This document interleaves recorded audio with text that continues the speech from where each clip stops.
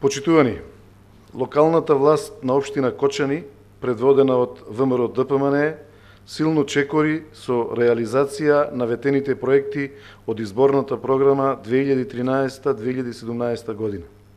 Изминативе 9 месеци од мандатот, максимално бевме посветени на решавање на пред се инфраструктурните проблеми во градот и населените места. Изграден е кружен ток на улицата Тодосија Паунов.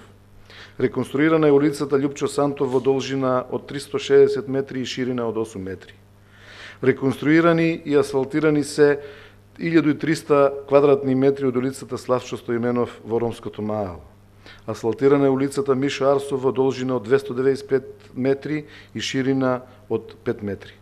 Асфалтирана е улицата Крум Вранински во должина од 430 метри и ширина од 5 метри, чие финансирање е со грант од Светска банка во вредност од 3,5 милиони денари.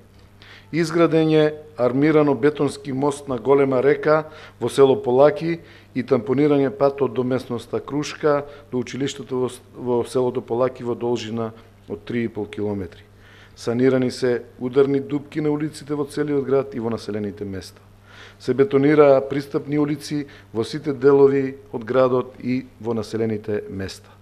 Изградена е канализацијска мрежа на улиците 14-та бригада во село Ризари, на 1 мај, Асном, Марко Цепенков, Маршал Тито, а заменета е канализацијата на улицата Стево Теодосиевски во централното градско подрачје. Поставена е долго очекуваната канализација во селото Нивичани. Се решава прифаќањето на атмосферските води во централното градско подрачје со поставување на атмосферски канали на улицата Маршал Тито, Глигор Апостолов, а атмосферска канализација доби улицата Канзалак во лесна индустрија. Се поплочи тротоарот покрај кеот на Кочанска река, на улица Маршал Тито и во градскиот парк, а поставени се нови клупи, канделабри и канти за отпад. Со средства од Министерството за транспорт и врски од декадата на ромите, асфалтиран е крак од улицата Стамен Манов во срцето на Ромското Маало.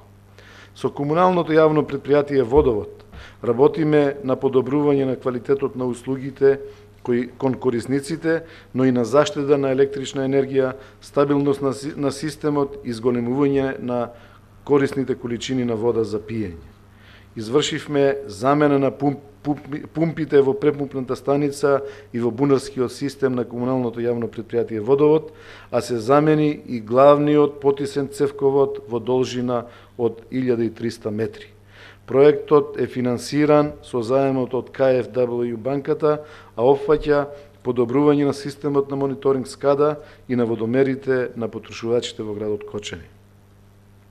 145.000 евра од фондовите на ИПА фондовите на Европската Унија се вложуваат во иновативно искористување на геотермалните ресурси со ниска температура во Кочани, единствен таков проект во Република Македонија и пошироко.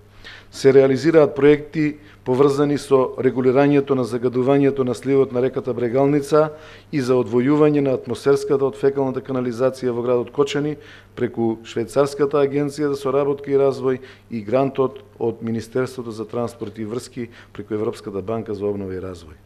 Со средства од форумот во заедниците отпочнавме изградба на нов експлоатационен бунар за вода за пиење во Грдовски орман за водоснабдување на градот Кочани.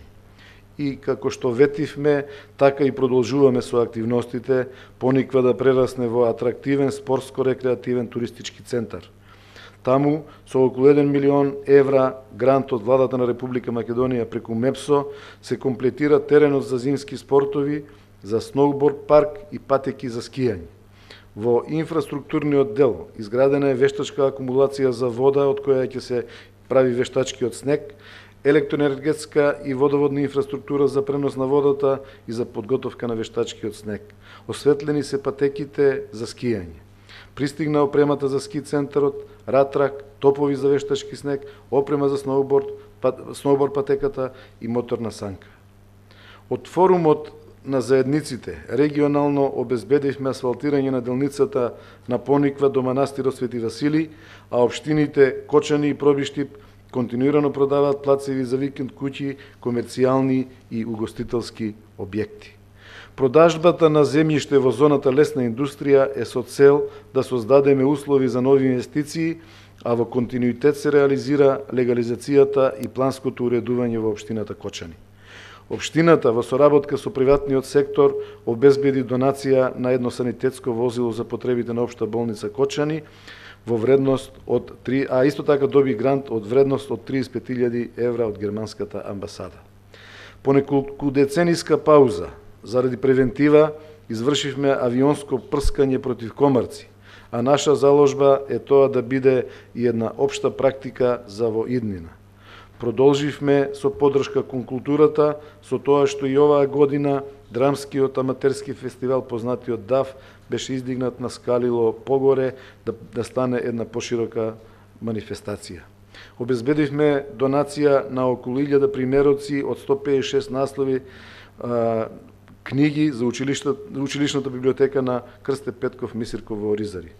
Продолживме со организирање на бесплатни курсеви по странски јазици и информатика за над 500 возрастни граѓани на општина Кочани. Започнавме нов циклус годишни надпревари во општинските училишни лиги во фудбал и кошарка. Со можноста за бесплатно користење на новата спортска сала Никола Карев го поттикнуваме масовниот спорт, особено кај најмладите. Исто така, во основното училиште Никола Карев преку УСАИД веќе се гради втор влез на училиштето. Со континуирана поддршка на социјално ранливите групи продолжуваме, а на децата на ранливите групи им овозможуваме да посетуваат бесплатни курсеви, било за едукација или за летните периоди за пливање. Годинава се доделени 5 пат поред 26 општински стипендии за студенти од општина Кочани, а ќе следува и стипендија за најнадежен млад спортист на општината Кочани. Изградено е повеќенаменско игралиште во Оризари, а во соработка со владата на Република Македонија преку Агенцијата за спорт и млади заврши изградбата и на повеќенаменското игралиште во населбата Текешински Лозија. Како земјоделска општина се грижиме и за нашето бело злато, па имаме проект со Турската агенција за соработка и развој ТИКА за воведување нови сорти ориз во Кочанско поле. ТИКА донираше опрема за лабораториско испитување на оризот на Институтот за ориз во Кочани. За сите категории граѓани на општината Кочани, од 1 декември воведовме јавен градски превоз во Кочани, за кој билетот чини само 10 денари.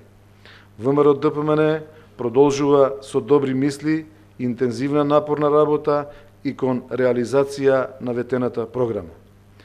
Вашата дадена одлука од пред 9 месеци нема да ја изневериме. Продолжуваме со голема посветеност кон проблемите и секако пронаоѓање на решенија и ќе покажеме дека успесите се достижни само со многу труд, работа и време. Ви благодарам.